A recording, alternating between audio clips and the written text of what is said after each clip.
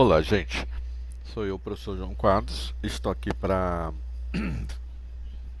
falar um pouquinho mais de rede. Nessa parte prática, a gente vai primeiro ver uma teoria básica e depois vamos ver aulas práticas sobre isso.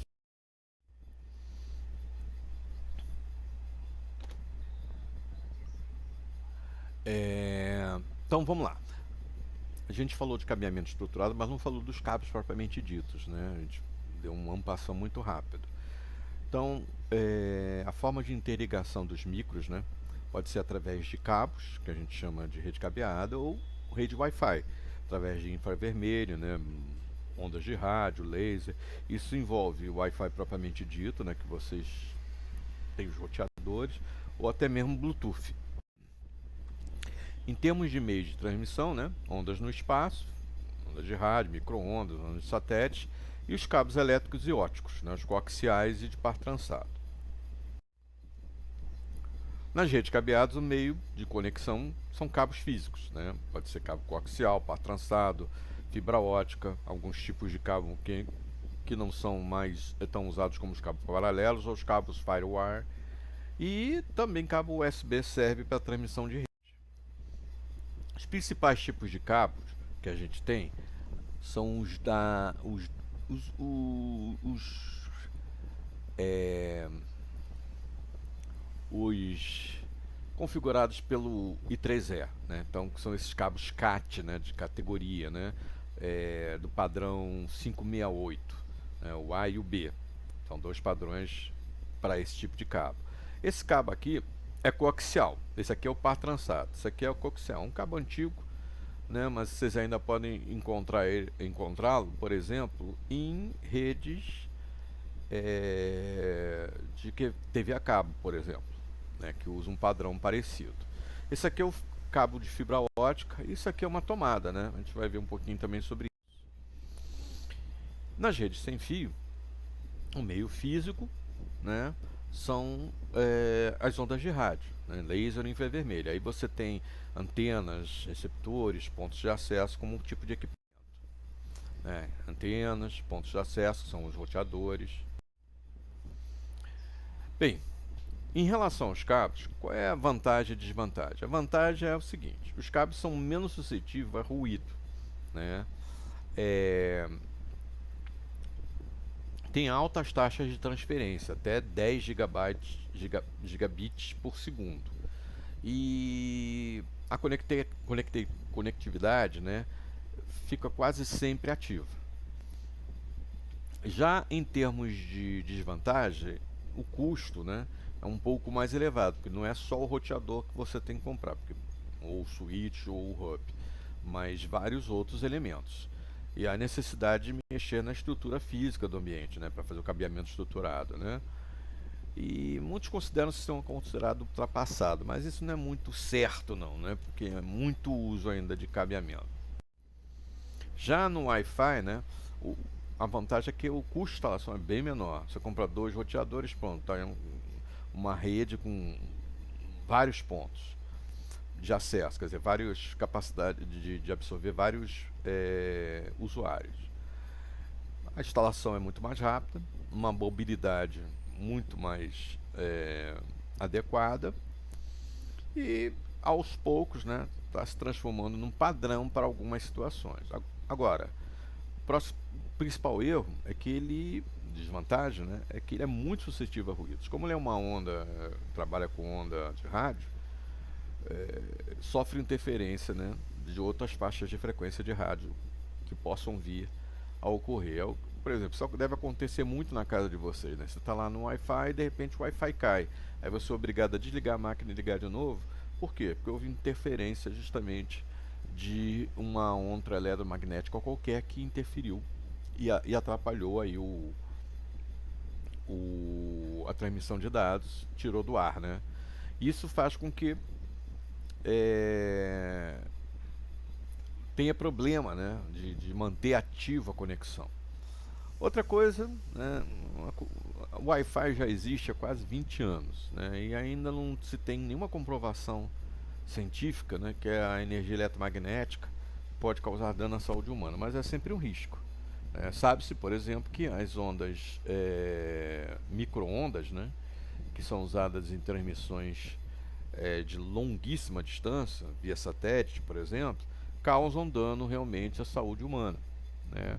Mas as ondas de frequência normal, que são usadas no Wi-Fi ou no celular, né, que são as ondas de rádio comum, as ondas de rádio existem desde 1920 do século passado.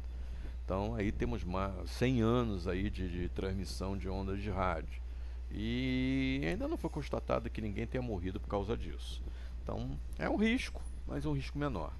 E as taxas de transferência ainda são muito pequenas, né? Isso impede um pouquinho de você fazer as transferência de informação mais pesadas. Quando se fala de via satélite, você tem transferência via antenas, né, muito pesadas, né? E essas antenas elas podem realmente fazer uma taxa de transmissão maior do que as taxas de transmissão de cabeamento. Mas é o que eu estou falando, tem um preço. Micro-ondas não pode ter pessoas ao lado. Então a taxa de transmissão, quando fala de Wi-Fi, que é uma taxa de transmissão de frequência de rádio 2,4 a 5 GHz, né, você tem baixa, né, transferência de dados. Ainda tem baixa transferência de dados. Você pode transmitir via cabo, né, principalmente fibra ótica, até 100 gigabits por segundo, até 1 terabit por segundo. E via Wi-Fi você consegue chegar no máximo a 1 gigabit por segundo. Então, por enquanto, vai ter muita rede cabeada ainda. Vamos falar então de cabeamento para de computadores. 80% das falhas no mundo computacional ocorre por causa do meio de transmissão físico, seja o ar, né, seja um problema do Wi-Fi, seja um problema de cabeamento. Mas no cabeamento, né, isso é mais grave, porque ele fica dependente de má instalação e má conservação. Então, isso deve ser cuidado com muito carinho. Os equipamentos de cabo, né, os cabos propriamente dito, e os equipamentos que fazem com que ele possa transmitir informação, eles funcionam na base de uma ideia de resistência, tá? Então, aquela ideia V igual a RI, né? Só com uma tensão super baixa, né? Gera uma corrente, né? E você tem um meio de transmissão entre um ponto e o outro, né? Seja o computador um switch, um computador um hub, um switch roteador, o que for, funciona na base de transmissão de informação elétrica, né? E aí prescinde desses mecanismos de transmissão comuns, né? Que é o V igual a RI. E aí, por conta disso, você tem esses parâmetros aqui a serem analisados. Primeiro, atenuação. O sinal, justamente porque ele é baseado numa ideia de resistência, né, V igual a RI, ele sofre atenuação, ou seja, ao longo da distância, ele vai perdendo a capacidade de transmissão. Então, algumas redes cabeadas, por exemplo, os cabos da par trançado, de CAT, né, eles têm um limite de até 150 metros, né, sendo que alguns fabricantes não garantem que a transmissão possa ser boa a partir dos 100 metros. Então eles têm uma limitação muito grande, diferente do cabo de fibra ótica, que você pode fazer ligação entre uma estação e outra até 10, 20 quilômetros, né, sem perder o sinal. Mas os cabos par trançado perdem o sinal muito rapidamente. E os cabos coaxiais, que são usados principalmente nos ambientes de TV virtual, né, a Oi, né, a NET, eles permitem até 500 metros, né, a atenuação é mais controlada. Em termos de blindagem, né, para não sofrer interferências eletromagnéticas, o cabo precisa de uma blindagem. Até aquele plástico que envolve o cabo, né, porque os cabos de transmissão são de cobre. Então a blindagem começa desde uma sílica, né, um papelzinho de sílica, até o plástico que envolve propriamente dito. Alguns são mais sofisticados, contêm realmente dielétricos para impedir essa interferência. O custo, né, o valor monetário de montar uma rede cabeada, tem que se pensar nisso também. O tempo, né, para deixar tudo funcionando. E aí é que vocês entram, né? O trabalho de manutenção e instalação, que exige o quê? A gerência como um todo, exige um técnico, né? Eu ainda sou de um tempo que o pessoal que trabalhava com rede propriamente dita eram foram formados na escola técnica, não tinham curso superior. E eram os caras que gerenciavam tanto o software quanto o hardware da rede. Aqui alguns exemplos, talvez vocês reconheçam, né? Esses exemplos aqui. Isso aqui, por exemplo, era como era nosso antigo laboratório, né? Lá quando nós éramos de um outro prédio. Então aqui vocês têm uma ideia de como era ruim gerenciar essa rede aqui. Aqui está, né, os cabos aqui no chão, né? Isso aqui é inviável, né? Aqui uma outra situação de cabo aqui passando por fora do prédio, né? Tudo aqui são situações que nós já tivemos na nossa instituição. Hoje em dia você não vai encontrar um laboratório que tenha isso aqui no chão.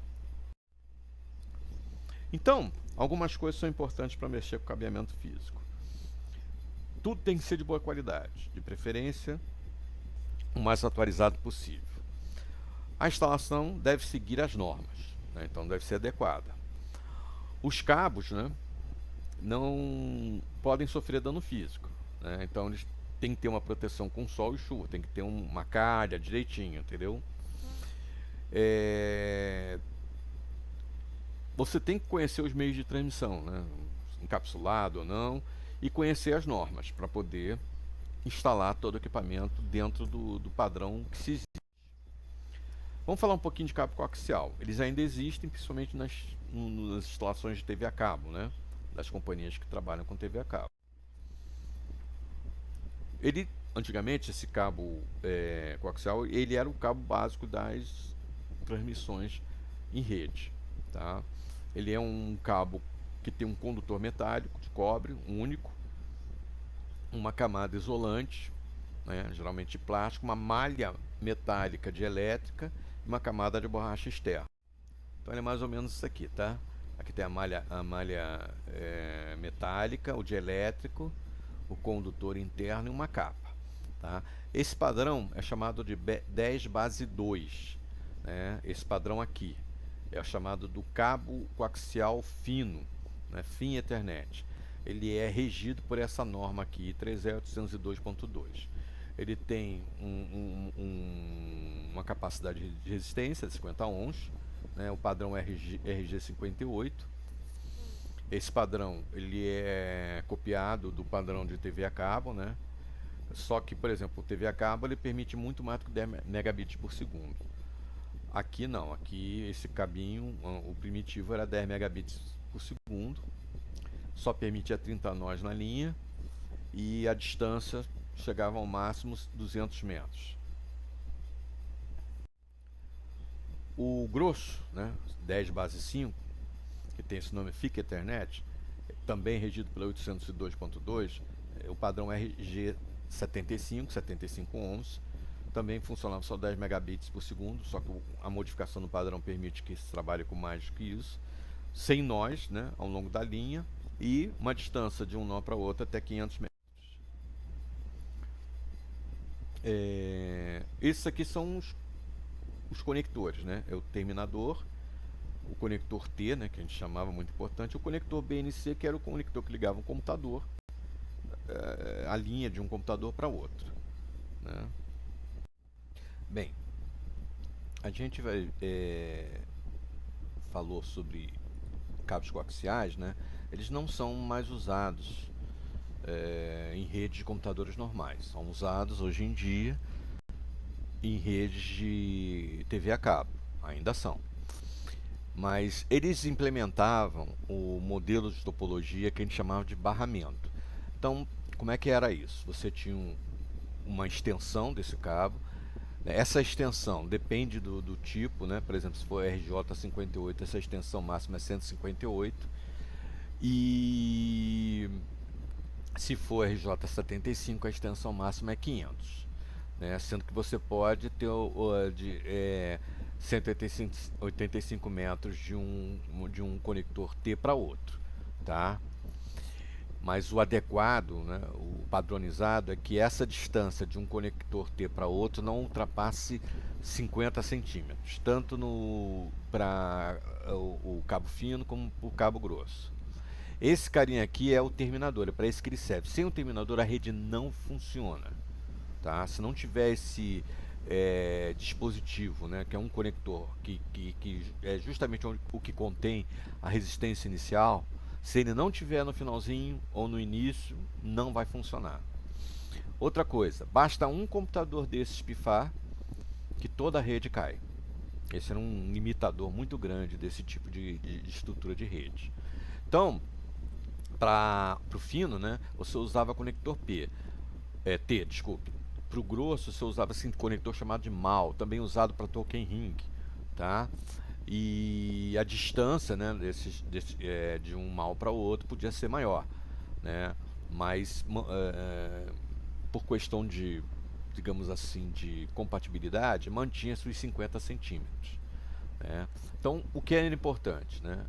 E isso é que dá o limite de nós de cada um desses padrões. O padrão RG58, o cabo fino, só permitia 30 nós. Ou seja, se tivesse mais de 30 nós nessa extensão aqui, ou seja, 30 computadores, 30 roteadores, contando todos os dispositivos, né, que tivessem endereçamento, essa rede não funcionava mais. Aqui, no cabeamento com cabo RG75, né, o grosso, você tem capacidade de 100 nós. Mais de 100 nós não tem, mas você precisa do terminador também. Tem que guardar essa distância, a distância máxima de um terminador para o outro. Né? Se não tiver nenhum computador no meio, é 500 metros. A distância máxima de um terminador para o outro. Se não tiver nenhum computador no meio, é 185 metros. Mas, por questão de compatibilidade, para não ter problema de rede, convenciona-se que a distância entre o terminador e outro, aqui no cabo fino, seja 185 metros. Ou seja, tem que enfiar 30 nós aqui nesses 185 metros. E aqui você tem que enfiar 100 nós nesses 100 metros. Então dá 50 centímetros, né, de um nó para o outro. E aqui também aproximadamente 50 centímetros de um nó para o outro. Né? Isso é um padrão, né, que é respeitado para que a rede de cabeamento coaxial não dê problemas. Vocês nunca pegaram esse tipo de rede, eu já peguei. Essa rede era a mais problemática que tinha. Às vezes um nó queimava, você não sabia qual era o nó, não tinha como testar, você não tinha switch nesse tipo de rede, então você não podia controlar as portas, todo mundo era dependente do outro. Se um computador pifasse, todos deixavam de conectar na rede. Tá, era uma rede extremamente problemática, né? Por isso que ela veio a se extinguir. Mas em relação à TV a cabo, né, não se usa mais conectores, se usam os modems. Então você liga direto o cabo coaxial a um modem. Isso melhora muito, porque aí o equipamento, né, se cair, ele não derruba a rede como um todo. Por quê? Porque os modems são ligados no switch. É uma maneira que você tem para proteger a rede, de maneira que se um terminal cai, os outros continuam funcionando sem nenhum problema. Tá, ok? E fora o fato de que o cabo coaxial de TV a cabo, né, ele permite banda larga, né, assim como também a fibra ótica. São os dois tipos de cabo que permitem banda larga, que é a explicação mais adiante aí. Ok.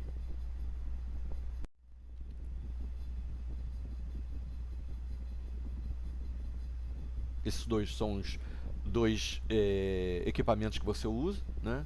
O clipador, a clipagem, que é esse aqui, e esse aqui é o alicate para fazer o conector se grudar ao cabo.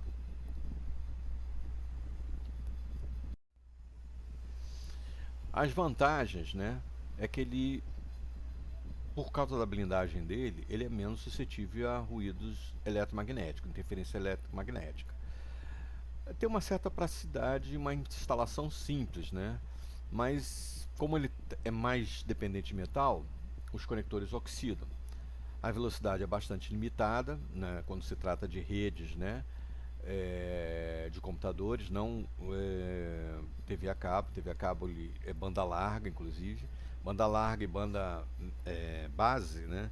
Vocês viram ali, 10 base 2, 10 base 10, isso significa 10 base 5. Essa ideia de banda é o seguinte: a capacidade de você transmitir no mesmo meio várias frequências diferenciadas. Então você pode transmitir no mesmo meio som, imagem, vídeo em canais diferentes, em frequências diferentes. Isso a gente chama de banda larga. É o que os cabos de TV a cabo contém. É por isso que você tem o mesmo cabo para ligar o seu computador, a TV, o telefone e assim por diante. Porque ele, na verdade, cada modem, né? Cada equipamento, computador, TV e tal, tem um modem diferenciado para fazer o que? A filtragem do canal. Então você naquele cabo de fibra, cabo coaxial de TV a cabo, você tem várias frequências ali dentro. É como se você tivesse em um cabo 3, 4, 5 cabos diferentes. E quem vai tratar para filtrar, né, criar um filtro para identificar essa frequência são os modems. Né, o modem da televisão, o modem do telefone, o modem do computador. Tá certo? Isso a gente faz a diferença entre banda larga e banda base. Banda larga é isso aí, transmite vários canais dentro do mesmo meio. Banda base você transmite um canal só. Então, o cabo coaxial transmite só um canal. E aí, o coaxial para computador, não o coaxial para equipamentos de TV a cabo, tá? Que é outro padrão e permite transmissão de até 1 gigabit por segundo. Outra coisa interessante é que essa banda base, né, você transmite tudo num canal só. Então isso é que causa uma certa lentidão quando você quer ver, apesar dos cabos par trançado poderem suportar até 10 gigabits por segundo, mas vai tudo ali, né, num canal só. E são os aplicativos do seu computador que vão filtrar esses sinais de vídeo, som, etc, etc. Então vamos falar do cabo trançado, que é um padrão usado hoje em dia na rede de cabeamento. É constituído de 4 pares de fios, isso aqui, né? Os 4 pares são chamados laranja, laranja branco, azul, azul branco, verde, verde branco, marrom, marrom branco. Né? São o nome dos fios. Trabalham com crosstalk, né? Para justamente reduzir ruídos. Então ele faz essa transmissão em onda sonoidal, tá? Como se fosse uma transmissão de corrente alternada, justamente para poder fazer a transmissão da informação com menos perda possível. Então aí estão os padrões, né? Verde, verde e branco, azul, azul e branco, laranja, laranja e branco, marrom, marrom e branco, né? Eles podem ser não blindados ou blindados. Os pares blindados, né? Eles são mais grossos e obviamente eles são menos suscetíveis a ruídos. Geralmente são usados fora, né? Para fazer uma conexão de um prédio ao outro. Se bem que hoje em dia o preço das fibras óticas, o preço de fibras óticas já diminuiu muito, então raramente vocês vão usar os cabos blindados. E os cabos não blindados são muito mais baratos. As principais categorias, as que são comercializadas hoje em dia de par trançado, são essas aí. A Cat5 ainda é antiga e ela é a base para 100 megabits por segundo, muito mais rápido que o cabo coaxial. É o 100 base T, 1000 base T, o 10G base T. São esses os padrões que você tem hoje em dia. O Cat5 é uma melhoria do Cat5e, é uma melhoria do Cat5, tá? E pode ser usado até 1 gigabit por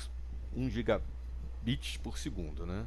O Cat6 também funciona com 1 gigabit por segundo, só que ele permite distâncias maiores, porque ele tem uma faixa de frequência maior. Então ele é um cabo que permite até 200, 250 metros entre um ponto e o outro. E o Cat7, que segue alguns padrões da norma Cat6, só que ele permite a transmissão de informação por 10 gigabits por segundo. Então os principais cabos comerciais hoje em dia são o 5E, o 6 e o 7. O 7 é mais caro, o 5E é mais barato. Então, esses são os padrões. O padrão que cria, né, essa ideia do padrão de cabos par trançado é o padrão I3E 802.3, que envolve o 10 base T, o 100 base T e o 1000 base T.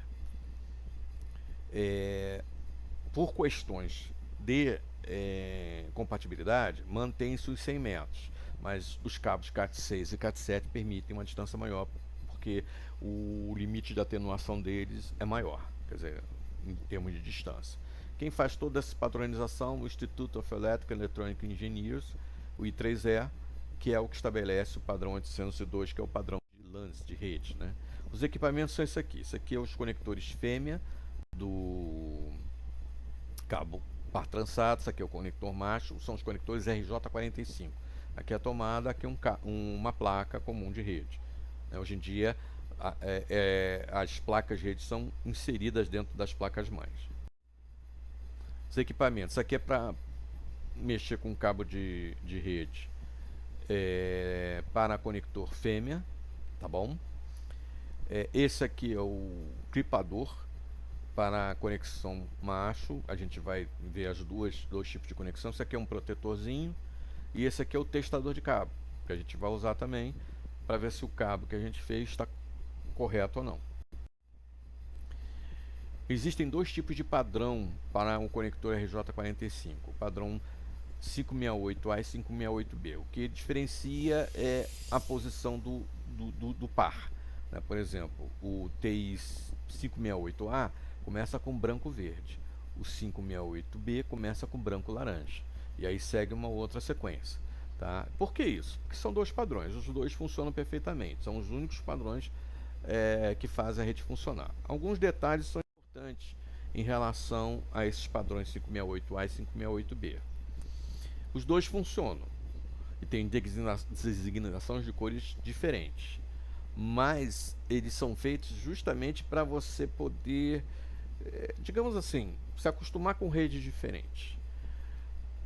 Você pode optar pelo 568A, pelo padrão de cores 568A, ou padrão de conexões 568B. Tanto faz. Seja lá como for, qualquer que seja o padrão, se você vai montar uma rede que tenha switch hub, ele tem que ser igual em todos os pontos. Ou seja, você vai usar cabo 568A em todos os pontos, seja no fêmea, seja no macho, em todos os computadores, para todas as interconexões de todos os pontos da rede. Se for o B, você vai usar o 568B. Geralmente o 568A é mais popular. E por que existe o 568B? Porque para você fazer a transmissão de um computador para outro sem usar cabo, switch ou hub, ou seja, ponto a ponto, botar o seu computador e ligar, por exemplo, no notebook com um cabo de rede, para isso funcionar sem queimar o cabo, já que ele é um elemento elétrico, você tem que usar os dois padrões nas pontas diferentes. Uma ponta tem que ser 568A e a outra ponta 568B. Tá? É o crossover, que a gente chama esse tipo de cabo. Ele serve única e exclusivamente para conectar um computador a outro. Não é para ser usado na conexão de um computador a um switch a um hub. Se você vai conectar um switch a um hub, todas as pontas têm que ter o mesmo padrão, ou 568A ou 568B. Esse é o motivo por qual existem dois padrões, para você fazer a comunicação ponto a ponto de um computador para outro. Então, se você vai fazer um cabo que vai conectar o seu notebook diretamente a um micro desktop, você tem que usar o cabo crossover, que tem numa ponta o padrão 568A e noutra ponta o padrão 568B. Agora, se você vai usar o cabo para conectar o seu computador a um switch, a um hub, a um roteador ou qualquer outro tipo de equipamento que não seja um outro computador, aí você vai usar em cada ponto o mesmo padrão, 568A ou 568B, né, igual nas duas pontas do seu cabo. Agora, o que se recomenda é que se use, tá, o mesmo padrão em toda a rede. Se você escolheu o 568B, então todos os equipamentos que vão ser conectados a switch a hub, a roteador, todos têm que ser o 568B. Se for 568A, todos têm que ser o 568A. Você só usa cabo com uma ponta de um jeito, uma ponta de outro, se você for conectar um computador diretamente a outro, ok? Qual é a vantagem? muito mais barato, extremamente flexível, taxas de transferências muito mais altas.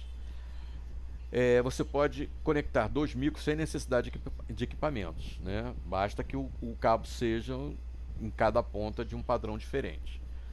Ele tem uma acessibilidade a ruídos? Tem, mas hoje em dia o Cat7 já melhorou isso pra caramba. Em parques industriais se usa muito o par blindado, tá? E aí a distância é limitada, né, até uns 250 metros com Cat7, mas não se usa mais do que 100 metros, né? Talvez seja a maior desvantagem do uso de cabo par trançado. E aí os cabos de fibra ótica. Os cabos de fibra ótica são dispositivos de sílica, onde um núcleo, né, é projetado de um LED ou um laser, um transmissor de laser, e percorre a fibra. É uma luz, tá? Você transmite luz, a informação vira luz. E trabalha com índice de refração, né? O material é feito para refletir o sinal, e as taxas de transmissão chegam a 10 km, ou seja, a atenuação do sinal demora muito, porque a gente está mexendo com luz. Tem dois tipos, o monomodo e o multimodo, tá? Ou seja, o cabo comum ou cabo duplo, tá certo? Ele tem esses fios de aramida e essa capa externa. Tem essa fibra multimodo aqui, que não necessita de amplificadores, transmite até 10 km, na ordem de 100 a 1 gigabits por segundo. E esse carinha aqui que transmite a mais de 100 km, então para aí você ver o poder dele, e capacidade de transmissão de 1 terabits por segundo. A única diferença é que esse aqui requer uma fonte de amplificação laser, aquele outro ali pode ser feito com um LED, então esse aqui é muito especial e é mais caro, com certeza. Esses são os equipamentos, né? Existem placas para cabo para conectar direto à fibra ótica, e geralmente as fibras óticas são usadas para conectar longas distâncias, tá? São usadas redes de SMANs ou redes de longa distância. Isso aqui é um conversor de mídia, a gente vai ver isso também. Agora, os conectores, eles não são feitos tão simples quanto o coaxial ou o par trançado. O par trançado e o coaxial, para fazer um cabo, é super simples. Agora, o fibra ótica exige, né, um derretedor, né, um fusor, um equipamento chamado fusor, para conseguir fundir o vidro, né, a sílica, no conector. Então é um equipamento super caro e exige uma especialidade técnica muito grande. O padrão é esse aqui, MTR VF45. Ou esse conector aqui, que é o conector daquele multimodo, né? Do monomodo, desculpe, que é o conector SC, conector caríssimo. Quando você conecta mais de 500 metros, você costuma usar MAN ou LAN de longa distância, né? Vantagem: transmissão de 1 terabit por segundo é muita coisa, né? Por utilizar luz, tem imunidade eletromagnética, ideal quando você tem ambiente de rede com muita interferência, mas seu custo é altíssimo ainda, né? Ainda tem um custo alto. É frágil, é sílica, pode quebrar, tá? Sílica é um tipo de vidro, apesar de ser flexível, mesmo que seja encapsulado. Necessita de equipamentos muito caros para instalar e fazer a manutenção. E quando quebra, joga fora, porque não dá para fundir. Bem, cabe a gente falar um pouquinho também desse patch panel e patch cord. Patch panel e patch cord são dispositivos justamente para você colocar vários cabos. Serve tanto para coaxial, para coaxial não, desculpe, para par trançado e para fibra ótica, ok?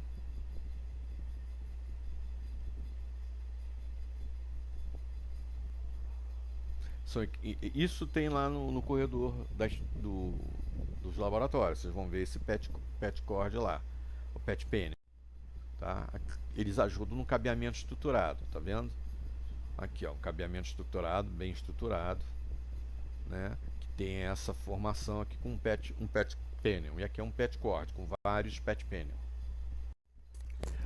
Ok, com isso a gente termina a explicação teórica sobre os cabos. Vamos partir agora para a parte prática propriamente dita, ou seja, praticar construindo cabos par trançado, que são os mais simples de serem ensinados. Os de fibra ótica são extremamente complexos e de equipamento muito caro que nós não temos. Ok?